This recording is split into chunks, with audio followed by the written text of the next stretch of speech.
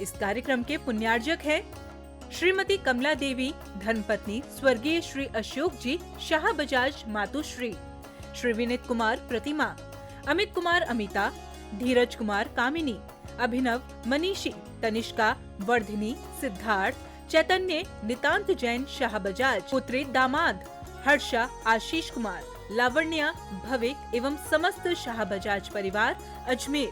आचार्य भगवान यही कह रहे हैं, अपवाद आदि के निमित्त से मन के खिन्न होने पर जो तीव्र पश्चाताप होता है, वो तीव्र ऐसा पश्चाताप होता है, न कह पाते न सह पाते, बस हमारे को सहना ही।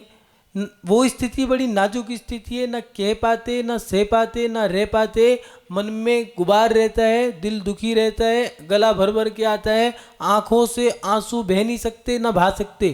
क्यों? क्योंकि जवाब देना पड़ेगा, बता भी नहीं सकते। अगर किसी को बता दिया तो बस पोल खुल जाएगी। अब उसका जो पश्चाताप है कैसे करें? कई बार ऐसा होता है, महिलाएं भ्रूण हत्या करा देती हैं, पुरुष उसमें सहयोगी बन जाते हैं, पति पत्नी दोनों ने ऐसा कुकृत्य कर दिया है। अब जैसे ही बच्चा गया, घर के अंदर किसी ने जीव हत्या करा दी है, अब वो तो गया और घर के अंदर जो खुशहाली थी वो चली गई है। कोई हंसता नहीं, सब उदास है, मायूस है, हंसने का मन नहीं करता है, चेहरे पे चिड़चिड़ाहट है, तमतमासा चेहरा है, टके से जवाब देते हैं, उखड़े उखड़े से रहते हैं। लोग पूछते हैं, बता नहीं सकते न बता पाते हैं। बताएं कैसे? बात ऐसी है कि बता नहीं सकते, न सह सकते, न कह सकते, न रह सकते। दुखी इतने हैं कि बस पूछो मत, अकेले में जाकर के रोते हैं। सबके सामने रोए तो आंसुओं के जवाब देने पड़ेंगे। ये स्थिति बड़ी बुरी है। ये हमने अपने आप कर्म बांधे थे, हमने दुख दिया था, उसको पीड़ा पहुंचाई, हमें पीड़ा हो रही है। हमने उसको मारा, हम घुट घुट के मर रहे हैं। हमने घुट घुट के मारा, घुट घुट के मर रहे हैं। जैसे कर्म बांधे थे वैसे कर्म हमारे फल उदय में आ रहे हैं और हमें भोगने पड़ेंगे। उसको कोई नहीं रोक सकता। हमने स्वयं बांधे अपने आप के माध्यम से, अपने आप को केंद्र बनाकर, तो अपने आप को ही भोगने पड़ेंगे। दूसरे के माध्यम से बांधे हैं तो भैया अब उस कर्म को भोगो। कर्म का निमित्त वो सामने वाला बनेगा। आपने उसको मारा, वो आपको मारेगा। वेदना दी थी, वेदना मिल गई। कर्म सटीक न्याय करते हैं। मजिस्ट्रेट भी एक बार को इधर से उधर कर सकते हैं, थोड़ा सा गलती हो सकती है, लेकिन कर्म तो सटीक न्याय करते हैं। जैसा आपने किसी को शोक दिया, आपको मिल गया। आपने किसी को दुख दिया, आपको दुख मिल गया। आपने अपने आप दुखी होने के कारण बनाए, आप स्वयं दुखी हो रहे हो। कोई मदद नहीं कर रहा है आपकी दुखी होने में। खामा खा बैठे थे, खाली बैठे बैठे आप दुखी हो गए, पुरानी याद ताज़ा करके। किसी को आपने अपवाद कर दिया, आपने किसी के ऊपर आक्षेप लगा दिया, अब आपके ऊपर किसी ने आक्षेप लगाया है। द्रौपदी ने क्या कहा था पूर्व जन्म में कि देखो एक मुनि है, 5-5 स्त्रियों के साथ रह रहे हैं, कितना आनंद मना रहे होंगे। इतना ही तो कहा था। और मुनि ये बात सुनने के बाद उन्होंने, किसी ने कह दिया कि भैया ये तो गलत है, आपने कितना बड़ा गलत काम किया है, क्षमा मांग ली है। और वही द्रौपदी बन कर के 5 पंचाली, जबकि ऐसा कुछ हुआ नहीं था, फूलों की माला टूट गई थी और वो फूल 5 के गोद में जाके गिर गए थे, बस इतना हुआ। और उसी समय से उसका नाम पंचाली, 5 पुरुषों की पत्नी, ये नाम पड़ गया। जैसा आक्षेप लगाया था वैसा आक्षेप लग गया। हम कैसे किसी के ऊपर आक्षेप लगा देते हैं, वो ऐसा है, वो चोर है, वो अहंकारी है, वो क्रोधी है, वो कंजूस है, उसने ऐसा कर दिया वैसा कर दिया। लोगों की परेशानी क्या होती है कि गलती है कि पहले की कहेंगे दूसरे से और घोषित करेंगे तीसरे के सामने। जिसकी गलती है उससे नहीं जाके कहेंगे, क्योंकि उसकी हिम्मत नहीं है, डर लगता है। और कहेंगे किससे? तीसरे व्यक्ति से। क्यों भैया? जिसकी गलती है उसी से जाके कहो ना। एक व्यक्ति था, चोट लग गई। चोट लगने के बाद डॉक्टर के पास गया। डॉक्टर से कहा कि इसका इलाज करो, घाव हो गया है। डॉक्टर ने मल्लम दे दी, मल्लम लगानी है। मल्लम लगाने का ये भी बता दिया कि इस समय लगानी है, सुबह दोपहर शाम, और खुला रखना, ठीक हो जाएगी। कितना टाइम लगेगा, समय भी बता दिया, हफ्ते भर में लगभग 99% ठीक हो जाएगी। ठीक है, वो मल्लम ले गया और ले जा करके उसने मल्लम लगाई। 1 दिन 2 दिन 3 दिन 4 दिन बीत गए, हफ्ता भी बीत गया। उन्हें डॉक्टर के पास गया और जाके कहने लगा मल्लम तो लगाई लेकिन घाव ठीक नहीं हुआ। देखा घाव तो और पक गया। डॉक्टर ने पूछा कब लगाई तुमने? सुबह लगाई, दोपहर लगाई, शाम लगाई। दिखाओ कैसे लगाई। यहाँ नहीं दिखा सकता। फिर कहाँ दिखाओगे? मल्लम जहाँ लगाई थी वहाँ दिखाऊंगा। मतलब कह रही मेरे को ठोकर चोट से लगी, चोट जो लगी थी पत्थर से लगी थी, मैंने पत्थर पे मल्लम लगाई, इसलिए यहाँ नहीं दिखा सकता।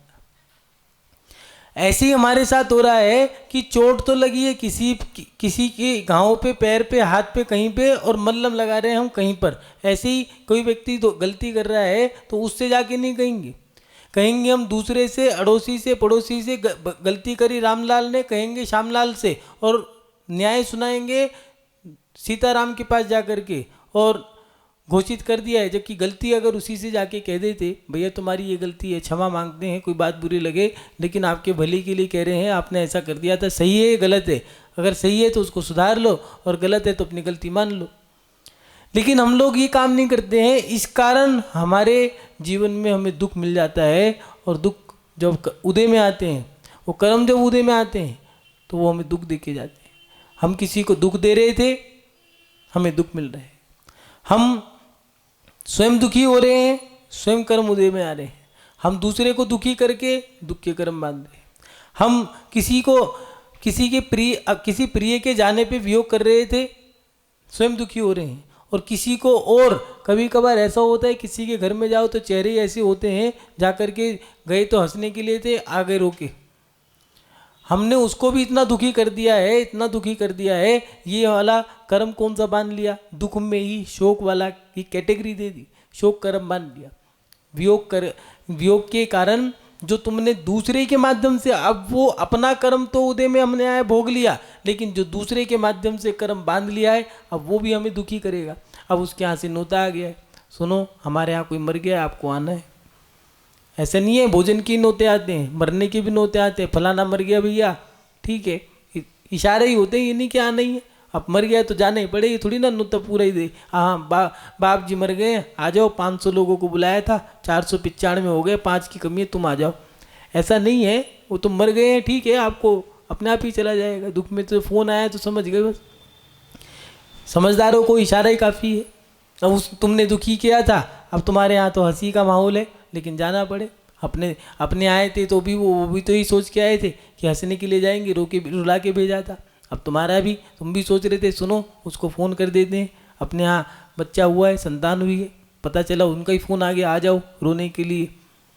ये जैसे हमने कर्म बांधे थे वैसे कर्म हमारे उदय में आ रहे हैं। और अपने आप बांधे तो अपने आप आ रहे हैं, और अगर किसी के माध्यम से बांधे, हमने किसी को शोक कराया तो शोक का कारण बन गया।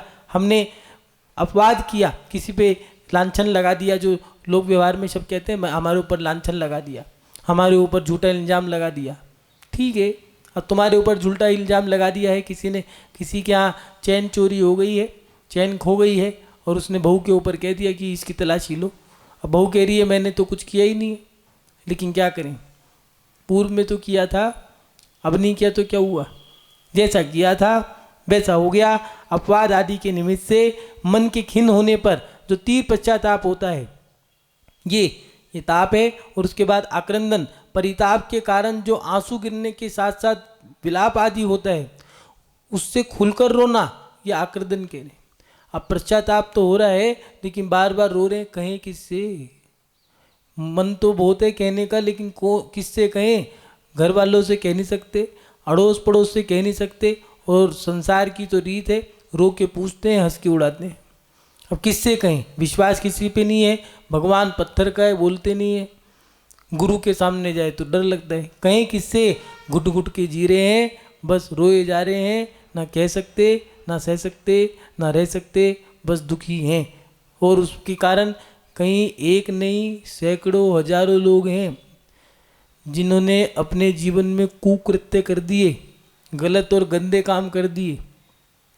काम तो कर दिए, कोई बात नहीं, बंद कमरे में या अकेले में सुनसान स्थान में कर दिए हैं, तो अब ना वो बात किसी से नहीं कही, तुम तो जानते हो, कोई बात नहीं, अब तुम्हारी वो बात पेट में रखी है, अब पेट की बीमारी हो गई है, पेट में कब्ज हो गई है, गैस बन गई है, डॉक्टर कह रहे हैं कोई बात है मन में बता दो, नहीं नहीं कुछ नहीं है, रिपोर्ट सारी नॉर्मल है, ऑर्गन सारे ठीक हैं, लेकिन क्या करें, पेट की बात निकालने तो पेट ठीक होना, लेकिन पेट के अंदर इतनी सारी बातें भरी हैं, इतनी सारी बातें भरी हैं, 25 साल की उम्र में भी पेट खराब है, 35 साल की उम्र में भी पेट खराब है, और धीरे धीरे धीरे धीरे दिमाग में वो बात बैठी है, भूख इतनी नहीं लग पा रही, कमजोरी के कारण आते सुकड़ गई हैं, ऑपरेशन तक हो गया है, डॉक्टर कह भी रहे हैं कोई बात है इनके मन में जिससे इनको भूख नहीं लग रही है, वो बात निकाल दें तो ठीक हो जाएंगे, लेकिन बात निकाले कैसे, हमने काम ही ऐसा कर दिया है,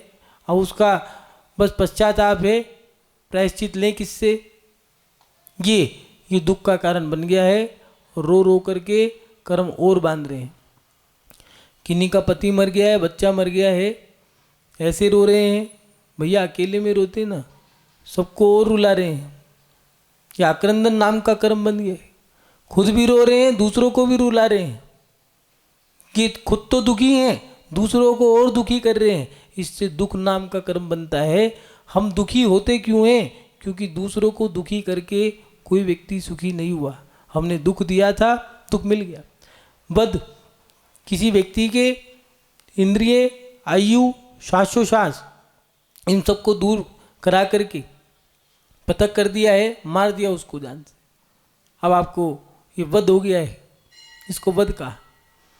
किसी को मारने से आचार्य वादिराज सूरी मुनि महाराज ने चतुर्चूड़ामणि में दिया कि कोई व्यक्ति अगर किसी के प्राणों की हत्या करता है तो उसके 8 कर्म एक साथ बनते हैं, क्योंकि वह व्यक्ति अपनी आत्मा का कल्याण भी कर सकता था, इसलिए किसी का वध मत करना।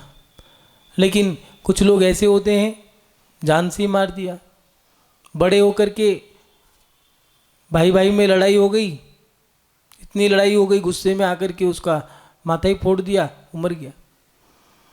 माता पिता जो बच्चों को मार देते हैं गर्भ में ही, ये कर्म हमारे दुख के कारण है, हम दुखी हैं इन्हीं कारणों से। संपूर्ण रूप से उसके प्राण छीन लिए, ये तो वध हो गया, लेकिन किसी के दिल को दुखाना भी, ये भी एक तरह उसके मन से आपको दुख दे दिया उसको। बाहर से मारना अलग है, द्रव हिंसा और भाव हिंसा। जो भाव हिंसा आपने करी है, मर जाता तो अच्छा ही था, ऐसे ऐसे शब्द आपने बोल दिए, अब वो तो कितनी उसको ठेस पहुंची होगी, लेकिन हम ये नहीं जान पाते, हम लोग इस संसार में रह कर के कितने कितने बुरे काम कर लेते हैं, हमें पता ही नहीं चल पाता, और उसका परिणाम ये निकलता है कि हम जीवन भर दुखी रहते हैं उसके कारण। और उसके बाद वध के बाद दिया परिवेदन, अत्यंत दुखी होकर ऐसा रुदन करना जिससे सुनकर सुनने वालों के हृदय द्रवित हो जाए। मरने वाले व्यक्ति के यहाँ कई बार ऐसा होता है कि हंसाने वाले आते हैं कवि सम्मेलन में, और कई बार ऐसा होता है किसी के यहाँ मर गए, मरने के बाद इतने बड़ा कुटुंब परिवार नहीं है, तो अब क्या करें, तो उन्होंने रोने वाले बुला लिए हैं। वो रोने वाले पहले पूरा बायोडाटा लेते हैं कि इनका नाम क्या है, कितनी उम्र है, जन्म कहाँ लिया, कितने भाई, कितने बच्चे, माता पिता कब मरे, बस ऐसा रोएंगे। असली वाले भी क्या रोएंगे जो नकली वाले रो रहे, हाय चले गए, हमारे लिए बच्चों के लिए तो सोच रहे थे, जबकि वो पीछे से कह रहे सुनो बच्चे भी नहीं है इनके, अब वो कह रहे ओ पकड़े गए। ऐसे रो रहे हैं, इनसे होगा क्या। कभी कभार कार्यक्रम में रुदन वाला कार्यक्रम, कहीं सबकी कैटेगरी सेट है, कुछ लोगों को विलन का रोल बहुत अच्छा लगता है, वो कहेंगे हम ही रावण बनेंगे, और कुछ लोगों को राम, लक्ष्मण, पांडव ऐसे रोल अच्छे लगते हैं, तो कहते हैं हम वही बनेंगे। अब वहाँ रुदन का रोल कर रहे हैं, ऐसे रो रहे हैं बस, और वो रुला ऐसे रहे हैं कि पूरी जनता रोए। रुला करके हंसने वाला कर्म नहीं बनता है। आज हर व्यक्ति एक ही बात चाहता है, मैं कलाकार बन जाऊं, मैं नाटक में चला जाऊं, नहीं तो फिल्म स्टडी में जाने को मिल जाए। हर व्यक्ति अमिताभ बच्चन बनना चाहता है, लेकिन याद रखना कलाकार बनोगे, सर्कस के जो पात्र होते हैं उनके कितने कर्म बनते होंगे। हम इस संसार के नाटक में ऐसे रम गए हैं कि कैसे कैसे हम कर्म बांध लेते हैं। कभी किसी को हंसा रहे हैं, कभी किसी को रुला रहे हैं, किसी को सता रहे हैं, किसी को भूखा रख रहे हैं, किसी को खिला रहे हैं, किसी के भी कार्य में विघ्न डाल रहे हैं, किसी की हम मदद कर रहे हैं। कैसे कैसे हम नाटक कर रहे हैं। लेकिन टीवी के नाटक, ये पिक्चरों की कहानियाँ तो हमें दिखती हैं, लेकिन जो हम नाटक इस संसार में रह कर के कर रहे हैं, और उसमें ये नाटक बहुत लंबा है, पता नहीं इस जन्म ही नहीं, पता नहीं कितने जन्मों से करते आ रहे हो, ये पिक्चर तुम्हारी ख़त्म ही नहीं हो रही।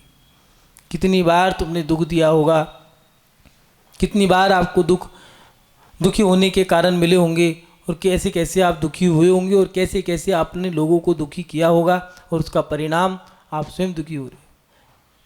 चिल्ला चिल्ला के रो रहे हो, और रोने के लिए आपने स्वयं के माध्यम से दूसरों को भी रुला दिया, स्वयं के माध्यम से दुखी दूसरों को भी दुखी कर दिया। हंसाया तो कभी है ही नहीं है।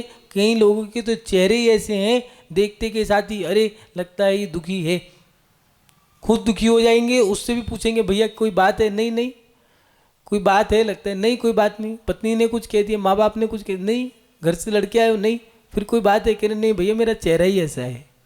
कुछ लोगों का चेहरा ही ऐसा होता है, उदास सा, मायूस सा, हताश, निराश, उदास, ये रहने का उनका सिस्टम ही रहता है।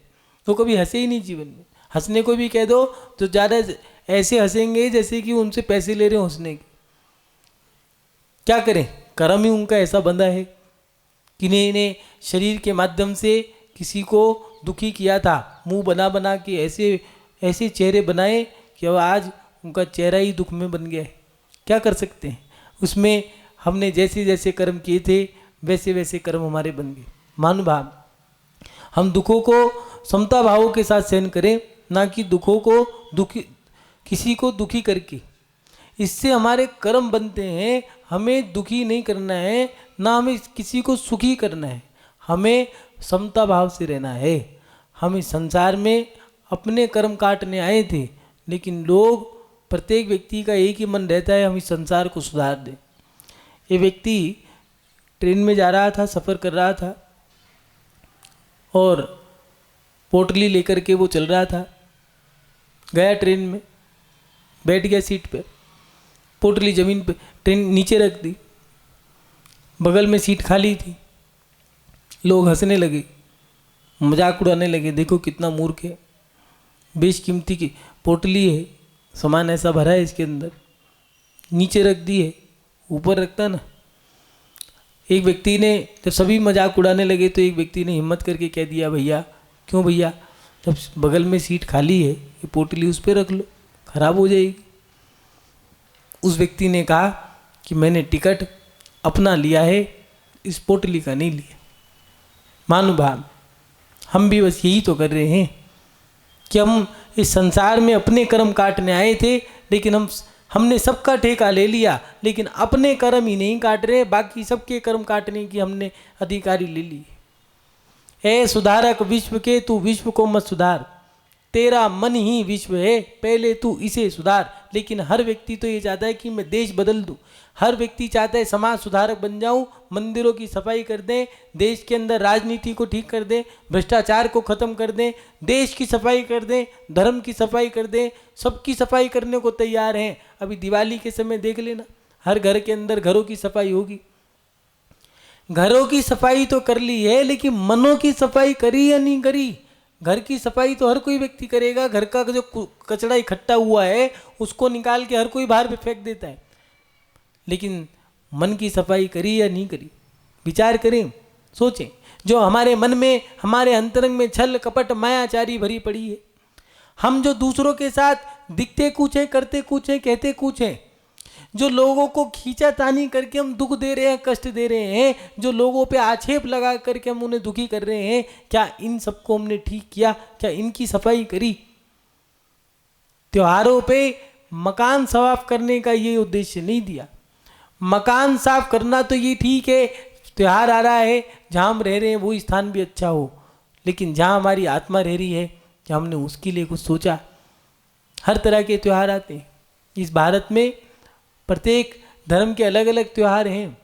कुछ खाने के त्यौहार हैं, कुछ घूमने के त्यौहार हैं, कुछ पहनने के त्यौहार हैं, कुछ रंगों के माध्यम से शरीर को रंगने के त्यौहार हैं, कुछ बंधनों में बांधने के त्यौहार हैं।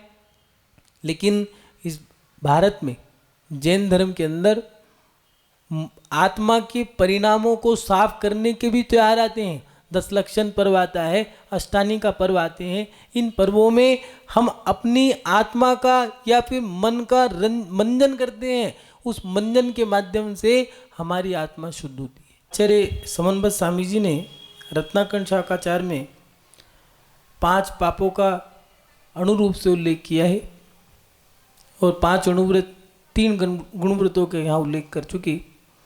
और यहाँ पर भोगो भोग परिमाण व्रत के बारे में बता रहे हैं। भोगो भोग परिमाण व्रत में विषयों के परिमाण के भीतर विषय संबंधी राग से होने वाली आसक्तियों को क्रश करने के लिए प्रयोजन भूत भी इंद्रिय विषयों का परिगणन करना, मतलब सीमा निर्धारित करना, ये भोगो भोग परिमाण नाम का गुणव्रत कह दिया है। इसमें आचार्य भगवंत का कहने का तात्पर्य यही है, पहले आपने खामा खा की जो क्रियाएं थी, जो भोग सामग्री थी, परिग्रह जो था, उस परिग्रह का आपने व्रत लिया था। लेकिन अब आपने उस परिग्रह के साथ साथ जिसमें आपकी आसक्ति राग जुड़ा है, उस राग को कम करने के लिए उन्होंने कहा है कि अब अपने जीवन में इन भोग और उपभोग और परिभोग, जो भोगोभोग की जो सामग्री है, उसमें भी आप सीमा बांधे। अब यहाँ कह रहे हैं कि अब मधु आदि पदार्थ भोग रूप होने पर भी त्रस्त जीवों के घात का कारण होने से अनुव्रतधारियों के द्वारा छोड़ने योग्य है। मधु आदि माने यहाँ दिया, जिनेंद्र भगवान के चरणों की शरण को प्राप्त हुए पुरुषों के द्वारा त्रस्त हति परिहारार्थम, त्रस्त जीवों की हिंसा का परिहार करने के लिए मधु और मांस, और प्रमाद का परिहार करने के लिए मदिरा छोड़ने योग्य है। शराब मांस नहीं है, शराब मादकता है और मांस मांस है। तो शहद और मांस ये दोनों जीव, इनके माध्यम से जीवों की हिंसा होती है। और मधु और प्रमाद का परिहार करने के लिए, जिससे प्रमाद ना हो, इसलिए मदिरा का त्याग करना चाहिए।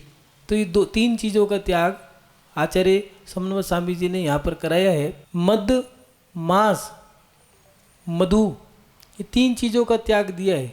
कुछ लोग कहते हैं शराब क्यों नहीं पीनी चाहिए, शराब में जैसे कि भांग आती है वो तो शुद्ध है, चरस है, गांजा है, अफीम है, ये तो शुद्ध है, इसमें तो कोई चीज़ हिंसा नहीं है, एक इंद्रिय जीव है तो। लेकिन इनमें हिंसा नहीं है, कोई बात नहीं, मान लिया आपकी बात, लेकिन इसमें परिमाद बढ़ता है, प्रमाद बढ़ जाता है। प्रमाद माने शराब पीने वाला व्यक्ति, चरस, गांजा, अफीम का इस्तेमाल करने वाला व्यक्ति, वो वे विवेक हो जाता है। माता, पुत्री, पत्नी तीनों में क्या अंतर है, उसका इतना विवेक हो जाता है कि वो कुछ नहीं जान पाता। इसीलिए आचार्य भगवंत ने दिया प्रमाद परिहते, प्रमाद का परिहार करने के लिए मदिरा छोड़ने योग्य है और जीवों की हिंसा ना हो, इसलिए मधु और मांस इनका त्याग होना जरूरी है, क्योंकि इससे हिंसा नहीं होगी। और प्रमाद अगर आ गया तो प्रमाद के कारण तो कुछ भी पाप कर सकते हो आप। इसलिए आचार्य भगवान ने 3 चीज़ों का त्याग कराया है। जन्म घुट्टी के समय महिलाएं बच्चों को शहद चटाती हैं, ऐसी परंपराएं पुरानी थी, वो माना रूढ़िवादी परंपराएं थी, शहद चटाने से ऐसा होता। लेकिन शहद की जगह अब तो डॉक्टर लोग भी चाशनी बोलने लग गए हैं, चाशनी में घोल के पिला देना, शहद को उन्होंने भी मना कर दिया है। कुछ लोग डाबर हनी का शहद इस्तेमाल करते हैं। शहद, वेद व्यास जी ने महाभारत में लिखा है, शहद की 1 बूंद खाना और 100 गांव को जलाना बराबर है। कुछ लोग इसका इस्तेमाल करते हैं, तो वो नहीं करना चाहिए। स्वाद में कितनी मधुमक्खियों को आप मार देते हो, क्योंकि उसके नीचे आग लगानी पड़ती है, उसके धुएं से मक्खियाँ भाग जाती हैं, उसमें जो त्रस्त जीव उत्पन्न हो गए हैं, उस शहद को आप चाटते हो, वो तो एक तरह का मल है।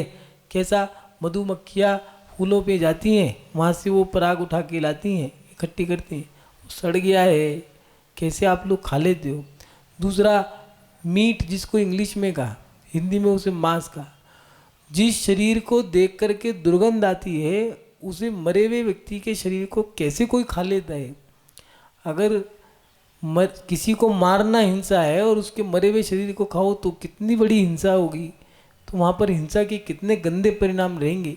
इसलिए मांस का त्याग, जैसे अब मांस तो मांस ही है, चाहे वो अंडे के केक ही क्यों ना हो, चाहे अंडे वाली मैगी क्यों ना हो, चाहे बिस्कुट क्यों ना हो। अब कहो महाराज जी फिर खाएं क्या, तो भैया अपने आप को जीने के लिए मांस थोड़ी ना खाओगे। अंडा है, अंडे वाली सामग्री है, ये जितने भी कुरकुरे आते हैं बिना अंडे के नहीं बनते। इनके आटे में ही अंडा, कुरकुरे में नहीं अंडा डलता, आटे में ही अंडा डलता है और फिर जाकर के वो बनते हैं। इसलिए कई आचार्यों ने तो दिया, जिनने बाजार का खा लिया उसने तो सब कुछ खा लिया।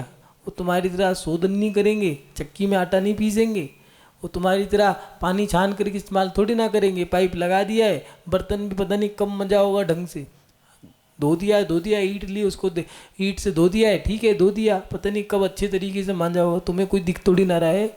खाना बना, भोजन बनाया, सुबह को खाया तुमने, रात को पहले तो वही भक्ष हो गया। दूसरा, कौन से मसाले लिए हैं, कितने गिरे हुए लिए हैं, सबसे घटिया क्वालिटी के इस्तेमाल किए जाते हैं, क्योंकि सस्ता पाउडर तो सस्ता ही मिलेगा। कौन महंगा इस्तेमाल कर रहा है, और महंगा इस्तेमाल करेगा तो तुम बनिया हो, पैसा नहीं दोगे। पड़ता तो तभी खाएगा जो सस्ते से सस्ता इस्तेमाल करेगा। तो वो सामग्री भी मांस की कैटेगरी में ही आएगी। मांस गाय भैंस भेड़ बकरी यही मांस नहीं है। ये चींटे चींटी मक्खी मच्छर भी ये त्रस जीव हैं, ये छोटे हैं, वो पंचेंद्रिय जीव बड़े हैं, बाकी जीव तो दोनों ही हैं।